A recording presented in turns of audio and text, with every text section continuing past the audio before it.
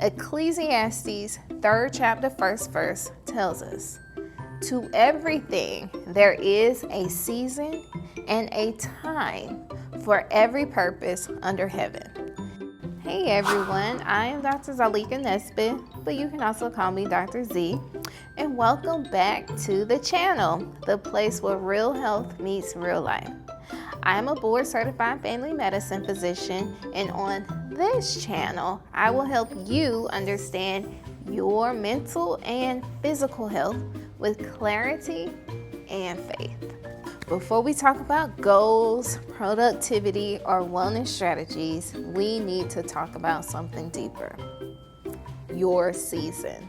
Because a lot of people are discouraged, not because they're failing, but because they don't understand where they are.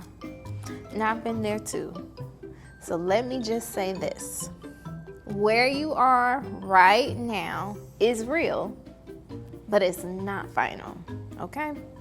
Some of you are in a season of being planted, becoming, rebuilding, waiting, and just being, growing, or even being broken in order to be transformed into something new.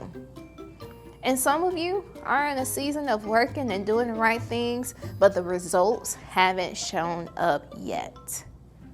And that can all stress you out mentally, leading to depression, anxiety, insecurity, and anger if you allow it to.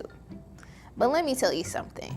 Ecclesiastes 3rd chapter 1st verse tells us, "To everything there is a season and a time for every purpose under heaven." And Genesis 8th chapter 22nd verse also says it says it even better. "While the earth remains, there's seed time and harvest, cold and heat, winter and summer, and day and night shall not cease." So what does that mean? Not every season looks productive. Not every season looks impressive. And not every season is purposeful. So that the people who feel behind your peers, behind your expectations, behind where you thought you'd be by now, which I was here not too long ago. We all can be there sometimes, but you're not behind. You're being prepared.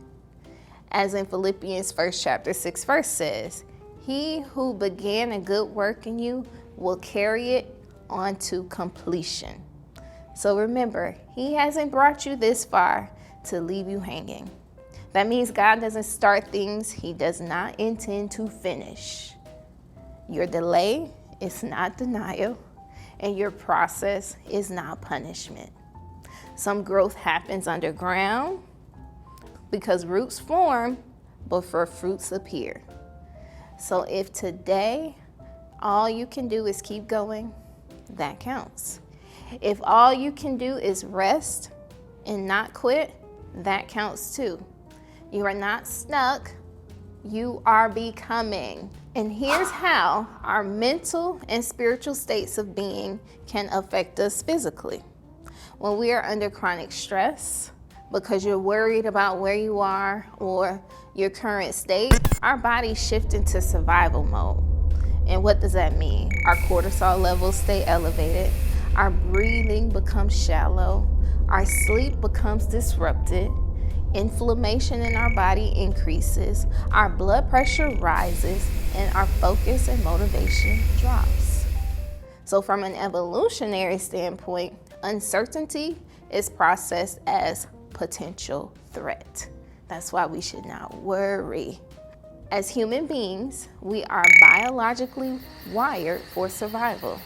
Long before we had calendars, emails, or social media, our brains evolved to keep us alive in unpredictable environments. So when your nervous system detects danger, whether physical or even emotional, it doesn't stop to decide whether the threat is big or small. It reacts as if your life depends on it. And that's why during seasons of stress, grief, transition, or uncertainty, our sympathetic nervous system or our fight or flight response automatically activates. And so our heart rate increases. Our breathing becomes more shallow. Our stress hormones like cortisol and adrenaline rise, and our body shifts into defense mode. This response is protective in short bursts, but when stress becomes chronic, meaning long term, that same system that once kept us safe starts to wear us down. So if you are in a hard season, your physical assignment is not to push harder. Your assignment is to support your nervous system and find rest in maintaining your basic human needs. And what is that? Most people say food, shelter, water, and sleep. Well, I want to refine and modify that. Nutritious food, clean water, safe shelter, good sleep, and love. And one more thing that we often leave out, sunlight. So first things first, let's prioritize sleep. Physically healing happens when we sleep. During deep sleep, there's tissue repair. Our immune function strengthens. Our memory consolidates, and stress hormones decrease.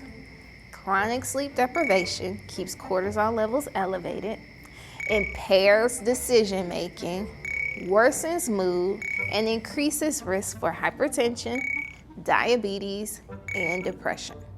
Sleep is not optional. It is biological restoration and an opportunity for divine revelation.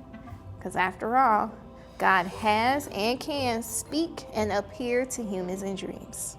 For example, there is Jacob's ladder, Joseph's prophetic dream, Solomon's wisdom granted through sleep, and Adam was put in a deep sleep and woke up to his wife and helpmate Eve. You can go read this for yourself. So rest in peace, knowing that time always moves forward, so this moment of uncertainty will always pass. So sleep is number one for a reason. And now we're going to transition to number two, which is hydrate consistently. Water is essential for life and for proper brain and body function. Even mild dehydration can impair concentration and memory, worsen fatigue, increase headaches, and negatively affect our mood. Your brain is approximately 75% water, very close to that of the earth, which is 71%. So hydration supports circulation, temperature regulation, digestion, and cellular communication, pretty much just like the water on this earth does. So when your body is dehydrated, it perceives stress faster and recovers slower. Number three, let's get some daily sunlight. Sunlight is a biological signal. Sun exposure supports vitamin D production, which helps our immune system, bone health, and mood regulation. It also helps regulate our circadian rhythm, also known as our sleep-wake cycle. And it improves alertness and energy during the day, boosting our mood. So morning or daytime sunlight helps your brain understand when to be awake and when to rest later, which improves sleep quality at night.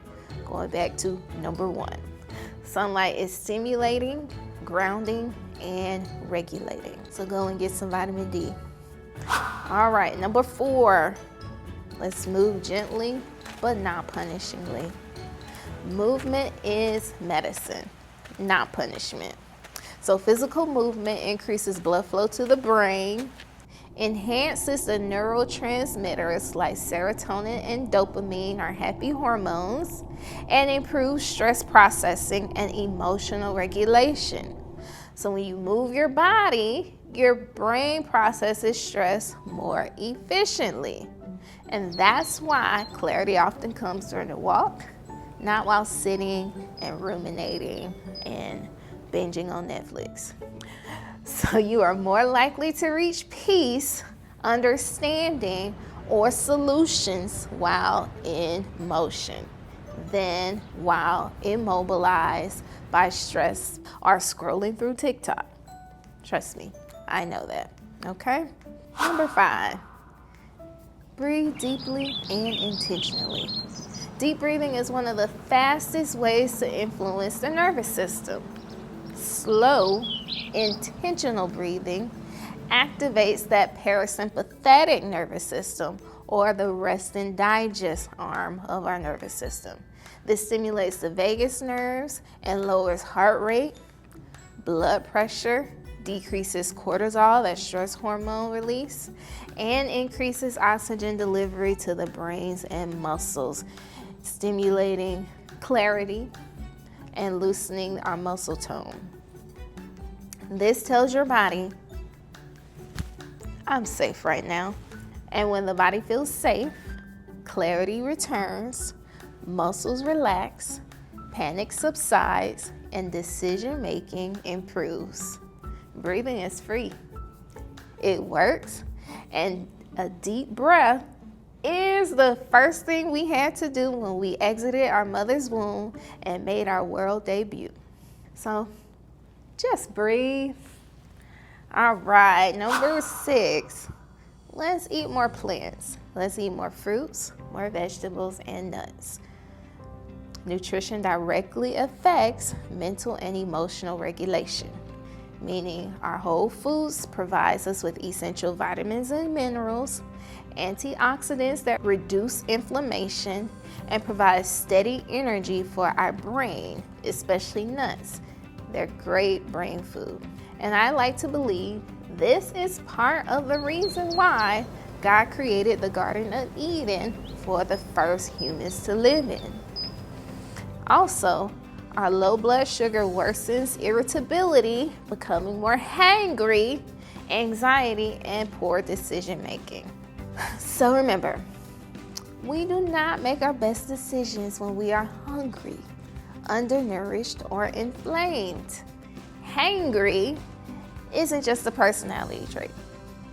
It's physiology. All right, last but certainly not the least, 7, which is a good number.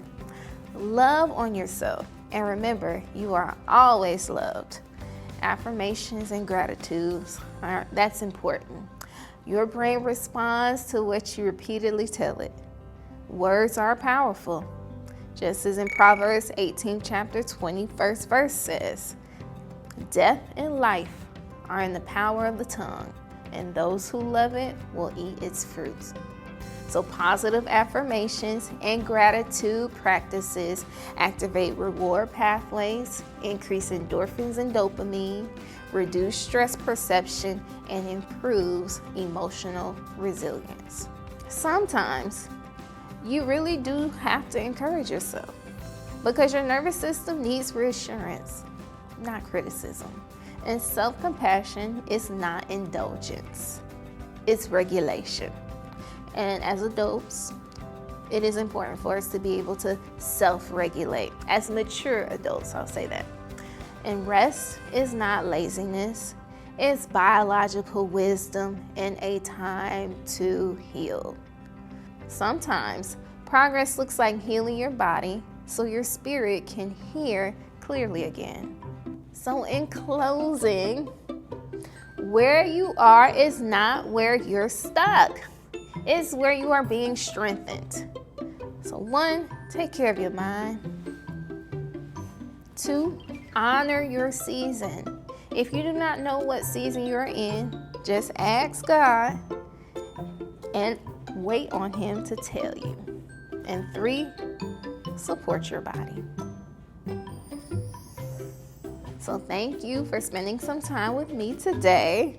If this helped you understand your voice a little more, I'd love for you to stick around because this channel is all about helping you live healthier, think clearer, and lead with confidence. Make sure you subscribe, hit the notification bell, and drop a comment below telling me what part of finding your authentic voice feels hardest for you right now. I am Dr. Z, reminding you to take care of your body, protect your peace, and lead from your truth. I'll see you in the next video.